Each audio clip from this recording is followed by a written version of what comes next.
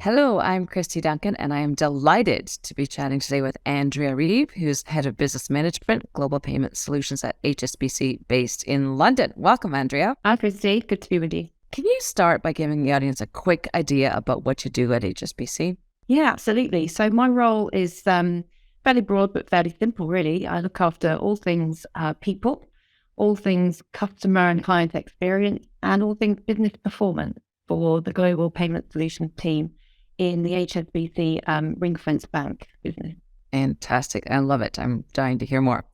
For those in our audience who may be new to My Career in Six, we're going to start with some rapid fire questions, looking for one-word answers, and then we'll have time for a few more detailed questions where we can dig a little bit deeper. You ready, Andrea? Yeah, let's go forward. Awesome. Who or what inspires you? It would have to be my family. Excellent. Do you attribute your success to luck or hard work?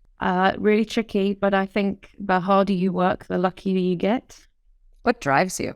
Got to be competitiveness and a desire to improve things. Excellent. Favorite quote or motto that you live by? Good things happen at the edge of your comfort zone. When applying for a new opportunity, what percentage of the required attributes do you feel you need to have in order to be confident in your application? 60 to 65%. But I think if you get near 80%, I'd be questioning whether the role is going to stretch you enough. Good answer. Coolest payments company today? Well, unsurprisingly, I am going to say HSBC Global Payment Solutions. All right. Fantastic. All right. So now that we know a little bit more about you, let's move on to the more in-depth questions. What has been your biggest challenge as you climbed the ladder in the payments industry? Honestly, probably myself. I think over the years, I've struggled on and off with self-limiting beliefs. The commonly used term now is imposter syndrome, I guess. And over the years, I've had to really dig deep at times and give myself a really good talking to, and get to a place where I was able to recognize the positive feedback I was getting and acknowledge it, and move to a position where I was then able to help other people, if you like, through a similar situation. What do you feel has been your greatest accomplishment in your career? Well, probably reflecting on the previous question, it's probably close to that, overcoming those fears and that lack of self-belief and ultimately finding my voice and my place and recognizing that I had a place and I had a contribution that was worth giving. And I think more importantly then, sort of using those experiences in my relationships with other people to help them to grow and to achieve and sort of casting that forward and making a difference to other people. It sort of, I guess it goes back to my motto that, great things happen at the edge of your comfort zone.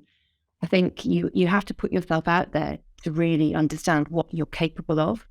And for me, I am never happier than when I see someone either from my team or somebody that maybe I've been mentoring or coaching going on to bigger and better things, by taking a chance, by being bold. In fact, I'm convinced that one of these people is likely to be my boss in the future, and that would be quite cool. If there's one thing you could have done differently in your career, what would that have been? That is tricky. I think I'm not a big one at looking back. I do think I could have been braver about some of the roles I went for, or probably more importantly, didn't go for.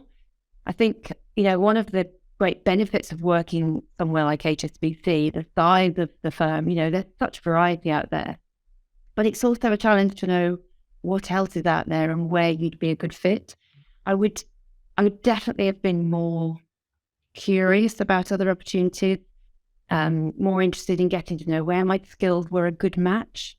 I think, reflecting, I think there's such a world of opportunity out there, but you have to be prepared to challenge yourself. And if I'm being honest, I don't think I did that enough earlier on in my career.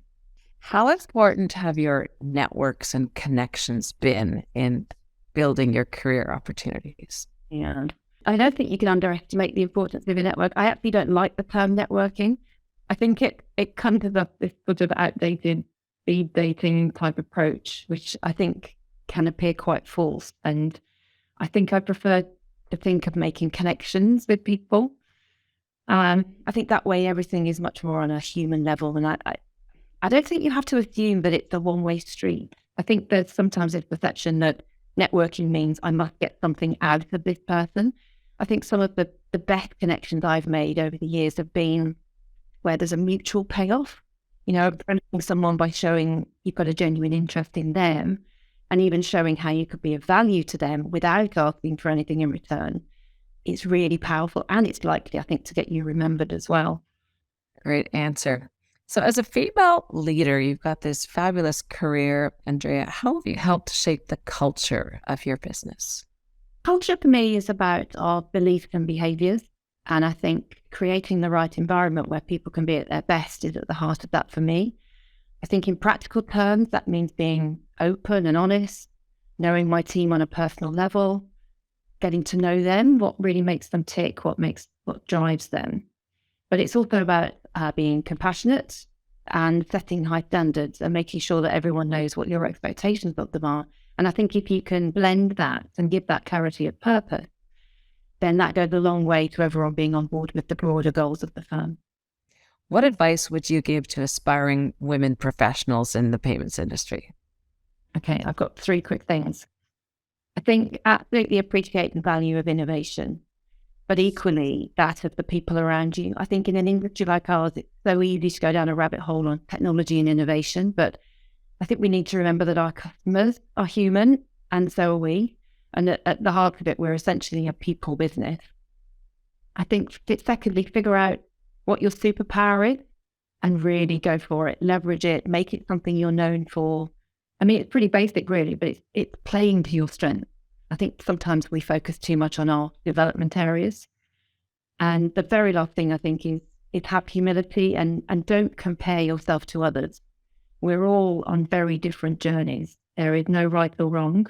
But I think if you stay curious and be brave, I think you will only thrive in this fantastic industry.